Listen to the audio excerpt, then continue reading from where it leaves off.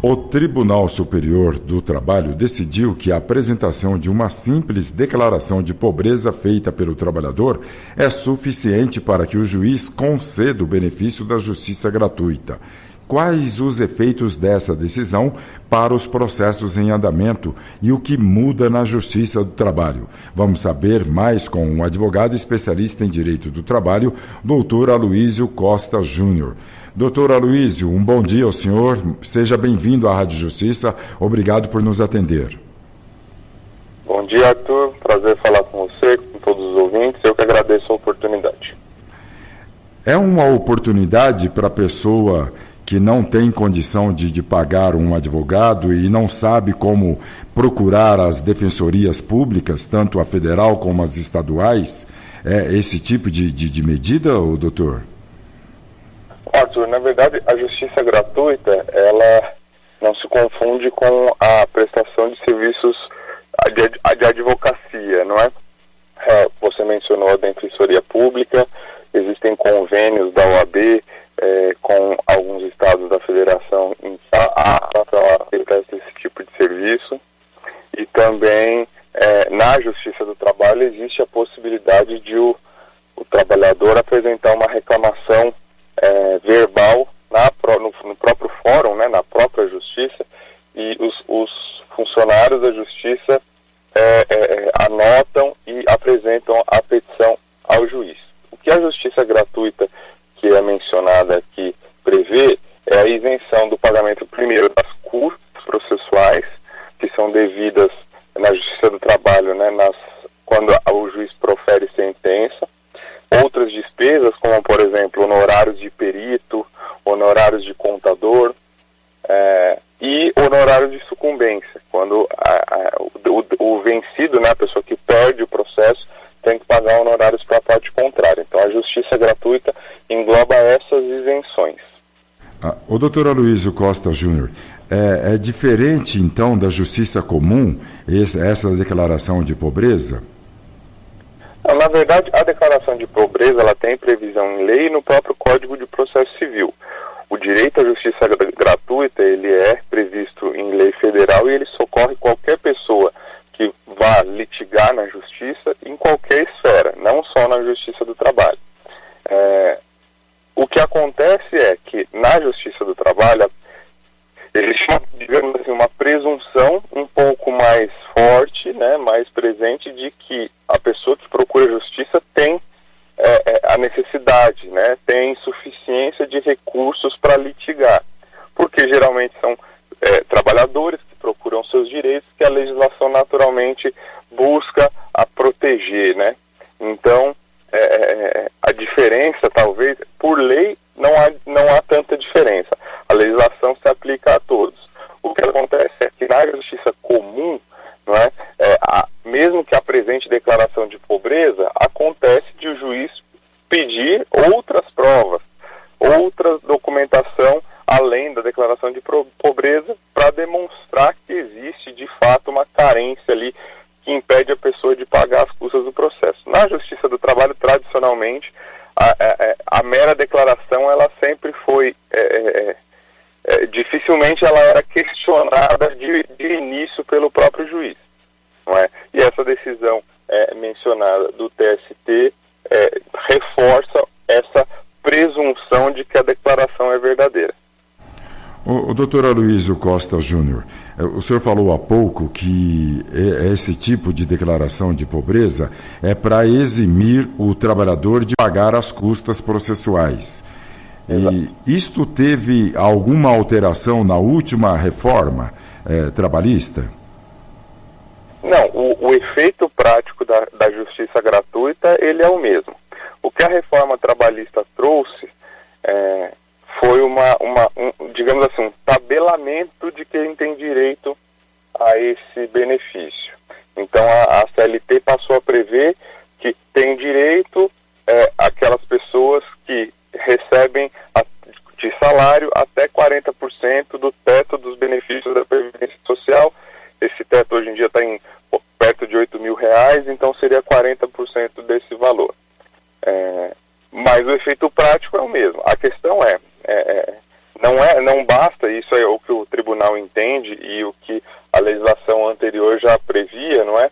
E o TST reforçou agora, é que esse critério objetivo não afasta a possibilidade de a pessoa não ter recursos para arcar com essas custas e se declarar assim, não é? Então, essa seria a mudança que a reforma trouxe. Houve uma tentativa de restringir os pedidos de justiça gratuita, de restringir os critérios para que isso fosse concedido, não é?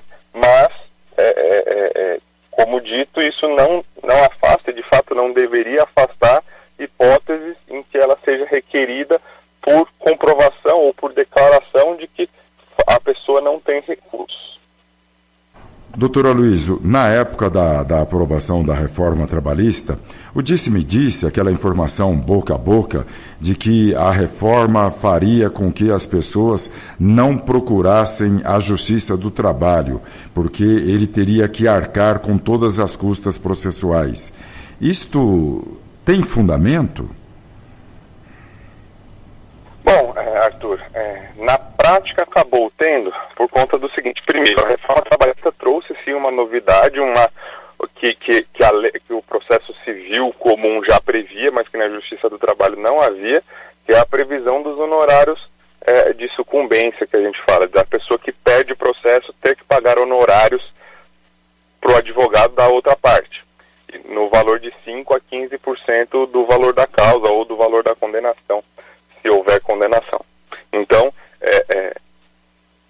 objetivamente, a reforma trabalhista aumentou o risco financeiro do processo, porque quem perde tem que pagar as custas, e isso não mudou, mas passou a também ter que pagar os honorários de sucumbência.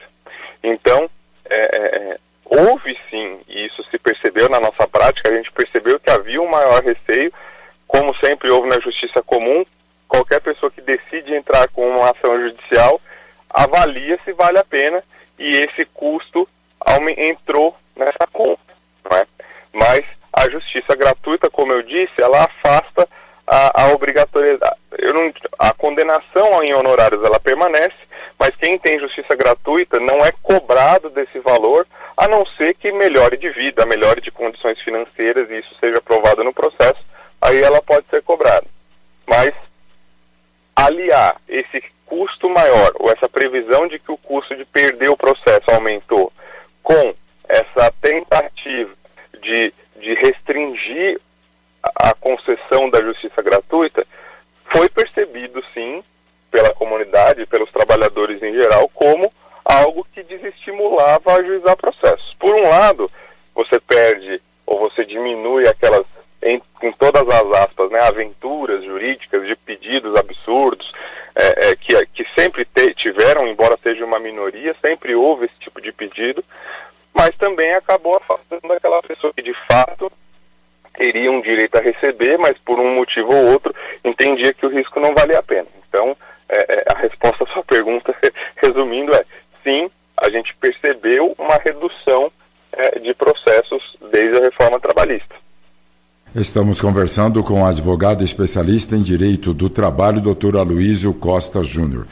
Voltando ainda nesta questão da declaração da pobreza feita pelo trabalhador, que o senhor disse que basta procurar lá o local adequado e fazer. O senhor falou das custas processuais, né?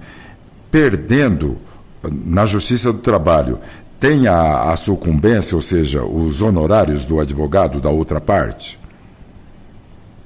Sim, existe a previsão. Mesmo com a declaração de pobreza?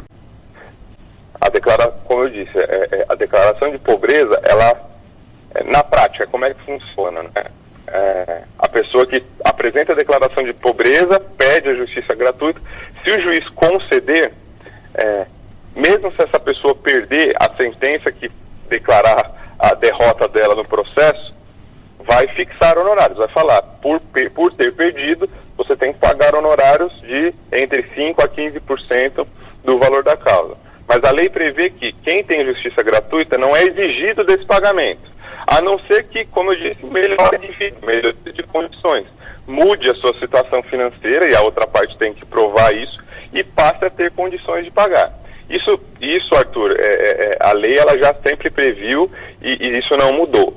a pessoa que se declara como não tendo recursos e pede a justiça gratuita, se a outra parte prova que aquela declaração não é verdadeira, que ela tem recursos, o juiz pode indeferir. Sempre pode. Tá? Pode negar o pedido. Não é? Paralelo a isso, mesmo que a pessoa comprove, né, que fique provado que a pessoa realmente não tem condição financeira e a justiça gratuita é deferida, a lei também sempre previu que se aquela condição financeira dela for alterada e isso ficar provado, agora a pessoa está empregada, está ganhando um ótimo salário, tem bens, tem renda, o juiz pode revogar a justiça gratuita e ela passa a poder ser exigida dos honorários. Então é isso. A condenação em honorários pro reclamante, né, pro autor da ação, ou mesmo pro réu, enfim, mas que perder, a condenação vai existir, mas ele não pode ser cobrado a não ser que a justiça gratuita venha a ser revogada. Isso só vai acontecer se a outra parte provar que aquela pessoa não tem mais aquela condição financeira precária de início. Ficou bem claro, doutor Aloysio Costa Júnior. A Justiça do Trabalho, ela tem uma natureza diferente da Justiça comum. Ela tem muito serviço e também tem uma celeridade maior. E esta celeridade maior na Justiça do Trabalho, doutor Aloysio Costa Júnior, se dá por questão salarial que envolve alimentos, é isto? Olha, a previsão da maior celeridade, da maior rapidez do processo, ela acaba sendo, primeiro, né, quando se previa, a CLT, ela prevê um procedimento mais rápido, que em tese envolve apenas uma audiência na qual é produzida a prova, né, são ouvidas as partes, testemunhas, enfim, e já, pela lei, já é proferida a sentença. A gente sabe que na prática isso muito raramente acontece. Pode até ter uma audiência em que as provas todas são produzidas, mas geralmente a sentença leva um pouco mais de tempo para ser produzida. Mas o procedimento da lei ele é previsto para ser mais simples, mais rápido, e de fato a gente percebe também na prática que isso acontece. Não tanto hoje em dia, né? Antes a justiça comum ela era bem mais demorada, hoje em dia a gente percebe uma melhora sensível, então acabou se aproximando, né, em rapidez a justiça do trabalho com a justiça comum. Por outro lado também a justiça do trabalho, ela, como você disse, tem que julgar muitos processos, milhões de processos todos os anos, e isso obviamente gera um impacto. Né? Por isso que se fala tanto em propostas e na intenção do legislador de reduzir o número de processos, para que os processos que existem também sejam julgados com rapidez e efetividade. Né? Mas para fins como você disse também, a importância do tipo de causa, né, que envolve valores do trabalho, né, verbas alimentares que a pessoa precisa para sobreviver. Então existe também uma atenção maior aí, ou pelo menos na teoria, no sentido de que os processos sejam julgados mais rápido e a prestação jurisdicional ali seja entregue rapidamente para que o trabalhador possa ter o seu direito satisfeito aí o mais rápido possível. O que eu quis dizer sobre a celeridade, doutor Aloysio Costa, porque no direito do trabalho, a justiça do trabalho, ela tem uma quantidade menor de recursos do que a outra justiça comum. É isto que favorece? É relativo, viu, Arthur? Porque em termos de recursos, você quer dizer para outras instâncias, pelo que eu entendi, né? Para os tribunais superiores. Exato. Na verdade, assim, existe uma previsão, se você comparar com o processo civil, hoje não tem tanta diferença. Existem alguns recursos ao longo do processo, não é? Que de fato a CLT não prevê. No processo civil existem alguns recursos que a parte pode entrar ao longo do processo, mas no final das contas, quando tem a sentença, você recorre para a segunda instância, onde o processo vai ser julgado, depois você pode recorrer para o Tribunal Superior do Trabalho ou para o Supremo Tribunal Federal. Então, sim, existe um número menor de recursos e isso agiliza o processo, sem dúvida, mas o caminho ele pode ser a depender do caso, pode ser longo até o Supremo Tribunal Federal. Ah, perfeito. E a cultura da conciliação, do ponto de vista profissional, doutor Aloysio Costa Júnior, para os advogados do direito do trabalho, a conciliação, ela é favorável também? O profissional do direito acaba ganhando os honorários igual num processo, numa ação? A conciliação ela é sempre estimulada, existe a previsão legal de que não só as partes, como os próprios juízes, né, busquem a conciliação, a previsão de centros de conciliação, audiências para esse fim, ela é bastante estimulada e a gente vê acontecendo bastante, né?